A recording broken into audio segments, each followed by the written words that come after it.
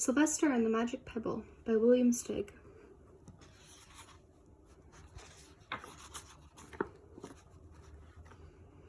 Sylvester Duncan lived with his mother and father at Acorn Road in Oatsdale. One of his hobbies was collecting pebbles of unusual shape and color.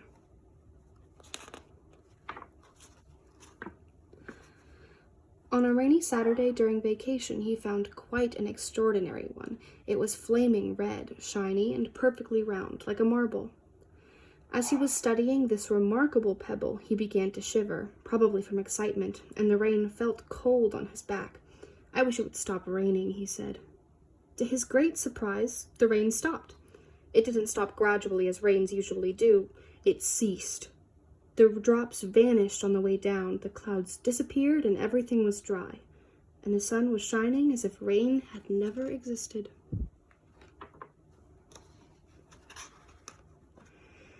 In all his young life, Sylvester had never had a wish gratified so quickly. It struck him that magic must be at work, and he guessed that the magic must be in the remarkable-looking red pebble, where indeed it was.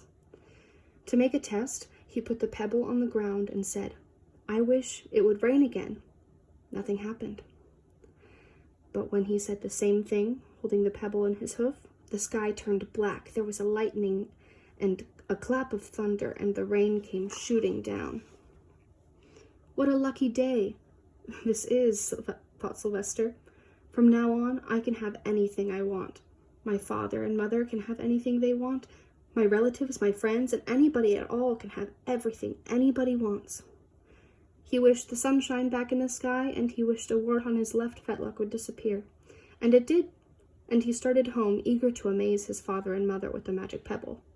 He could hardly wait to see their faces. Maybe they wouldn't even believe him at first. As he was crossing Strawberry Hill, thinking of some of the many, many things he could wish for, he was startled to see a mean, hungry lion looking right at him from behind some tall grass. He was frightened. If he hadn't been so frightened, he could have made the lion disappear, or he could have wished himself safe at home with his father and mother. He could have wished the lion turned into a butterfly, or a daisy, or a gnat. He could have wished many things, but he panicked and couldn't think carefully. "I wish I were a rock," he said, and became a rock. The lion came bounding over, sniffed the rock 100 times, walked around and around it, and went away confused, perplexed, puzzled, and bewildered. "I saw that little donkey as clear as day. Maybe I'm going crazy," he muttered.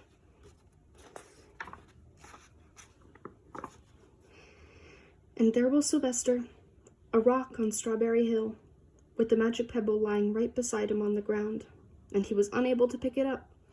"Oh, how I wish I were myself again," he thought, but nothing happened. He had to be touching the pebble to make the magic work, but there was nothing he could do about it. His thoughts began to race like mad. He was scared and worried. Being helpless, he felt hopeless. He imagined all the possibilities, and eventually he realized that his only chance of becoming himself again was for someone to find the red pebble and to wish that the rock next to it would be a donkey. Someone would surely find the red pebble. It was so bright and shiny, but what on earth would make them wish that the rock were a donkey? The chance was 1 in a billion at least. Sylvester fell asleep. What else could he do? Night came with many stars. Meanwhile, back at home, Mr. and Mrs. Duncan paced the floor, frantic with worry. Sylvester had never come home later than dinner time. Where could he be? They stayed up all night wondering what had happened, expecting that Sylvester would surely turn up by morning. But he didn't. Of course, Mrs. Duncan cried a lot, and Mr. Duncan did his best to soothe her. Both longed to have their dear son with them. "I will never scold Sylvester again in his life," said Mrs. Duncan, "no matter what he does." At dawn, they went about inquiring all of the neighbors. They talked to all the children, the puppies, the kittens, the colts, the piglets. No one had seen Sylvester since the day before yesterday. Then they went to the police. The police could not find their child. All the dogs in Oatsdale went searching for him. They sniffed behind every rock and a tree and a blade of grass, into every nook and gully of the neighborhood and beyond, but found not a scent of him. They sniffed the rock on Strawberry Hill, but it smelled like a rock.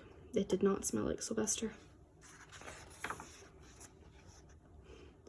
After a month of searching the same places over and over again and inquiring into the same animals over and over again, Mr. and Mrs. Duncan no longer knew what to do.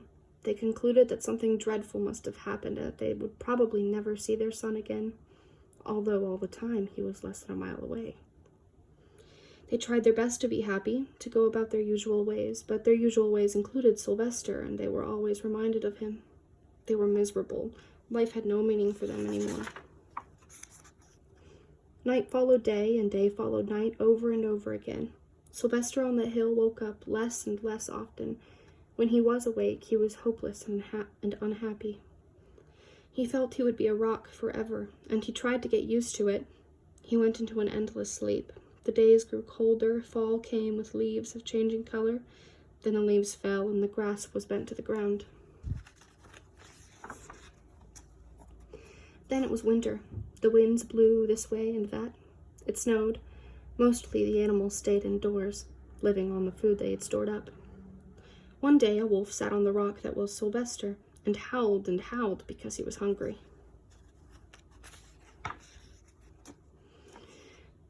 Then the snows melted. The earth warmed up in the spring sun, and things budded.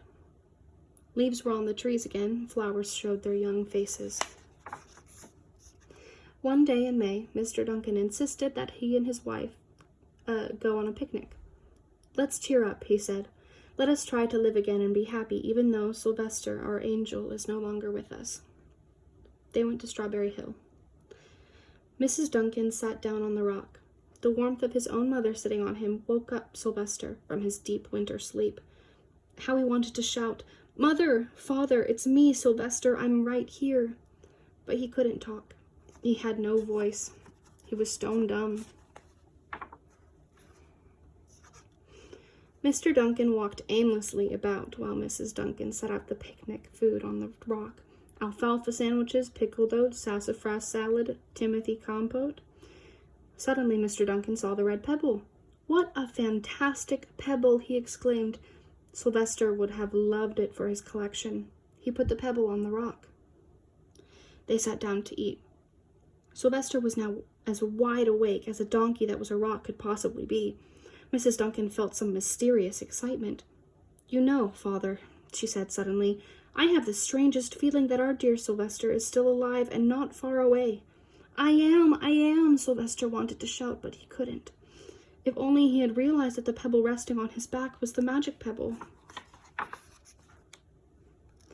"Oh, how I wish he were here with us on this lovely May day," said Mrs. Duncan.